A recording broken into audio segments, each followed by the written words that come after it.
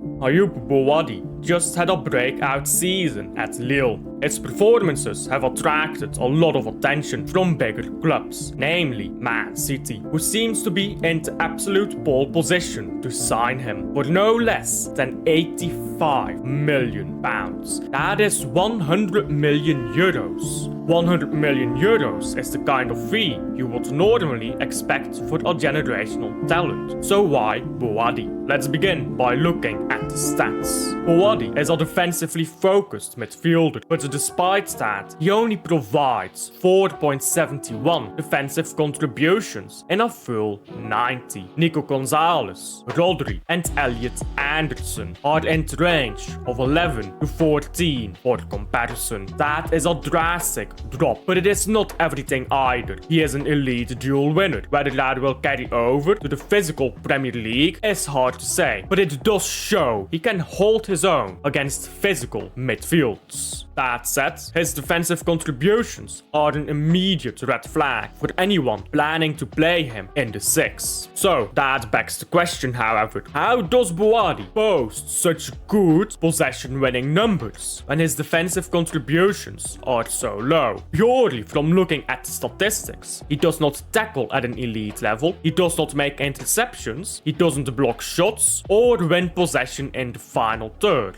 Okay, maybe Lille defends a bit more deeply, one might say, but then I would expect Bouaddi to make more clearances, which he doesn't. Where Bouaddi is, however, posting elite numbers is his recoveries. When poor passes are made and neither team has clear control over the ball, Bouaddi recovers it. Think of when the ball is cleared from the 16-yard box. The best thing to do is to recover the ball and then get the attack going again. Bouaddi, Anderson and Rodri all do this at a high level. Nico Gonzalez slightly less so, but the gap is not big, and this is one of the few defensive metrics that Bouaddi truly excels in. Okay, maybe Bouaddi isn't excellent from a defensive standpoint, but what about on ball? Is he better there? Bouaddi is not an effective carrier of the ball. He has a low percentage of forward passes made and completed, and his key passes are only in the 37th percentile for top 5 leagues. His progressive passes are also outside the top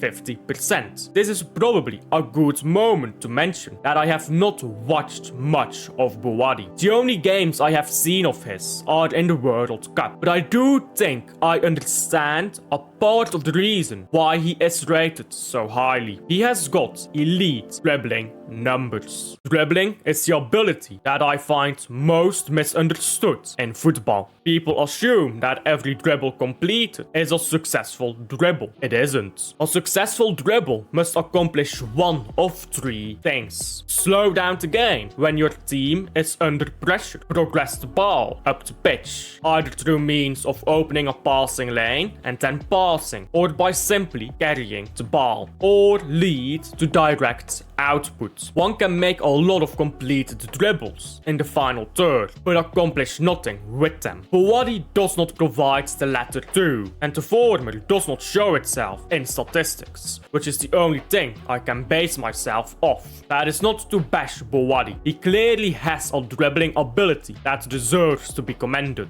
but this does not make him an elite midfielder. At this point, as I said earlier, Bouaddi does show promising statistics for his dueling and successful dribbles, but these statistics are too little. Whether you want to play him as a defensive midfielder or an 8, all his statistics are far from being elite. But remember, Bouaddi is not a finished product either. Bouaddi could spend a full year under Rodri's tutelage if the latter does not leave this summer. Ahead of him are both Nico Gonzalez and Elliot Anderson, and then there is Mateo Kovacic, who has yet to be sold as well. If Bouaddi is to assume a position higher up the pitch, he must compete with Tijani Reinders and Phil Foden. 100 million euros is a big sum, and you might expect someone that expensive to start playing the moment he arrives. But does he have to? I don't see anything about his game that makes me think he's starting material. Even in the World Cup, when I did watch him, he was okay, but he never stood out to me. I wouldn't even say he was Morocco's best midfielder. I thought thought El Ainawi had the better tournament. But El Ainawi is 24, Bouaddi is 18. Inflation has hit the football markets heavily over the past few years. Players like Diomande are going for 100 million now. That is just the insane amount of money in this business. But more importantly, when a position like the 6 is so defined by experienced players in their late 20s and early 30s, having an 18-year-old starting there for a World Cup semi-finalist is an accomplishment in itself.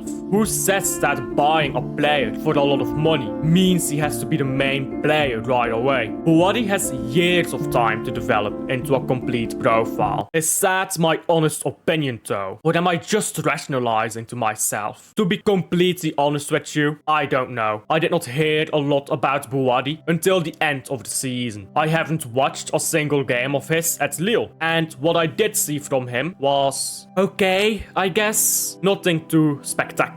It's always difficult to trust your club when they're making really big signings on players you barely know. But it's also easy to say, because you don't know anything about a player and you prefer others, that he must be a poor fit. That is not true either. In the end, sometimes you just have to trust your club to make the right decision. Bouaddi will most likely be a Man City player next season. And if I can be so bold to predict something right now, I will say that Bouaddi will not play much in the second half of the season. You will have opportunities to play and develop in the first half. But when it is crunch time, Maresco will trust his experienced professionals who have been in the Premier League for years. When Bouaddi does inevitably go to the bench, I expect a lot of people will criticize either him or the manager. But based on the limited things I have seen from him, I imagine that will be the right decision to make. We could have a genuinely generational talent on our hands. And in the meantime, many available players who can do the job until he's ready. For now, let's just see how it goes. That's all I've got for you guys today. Thank you for watching. Please like and subscribe as always. And I'll see you guys on the next one. Bye!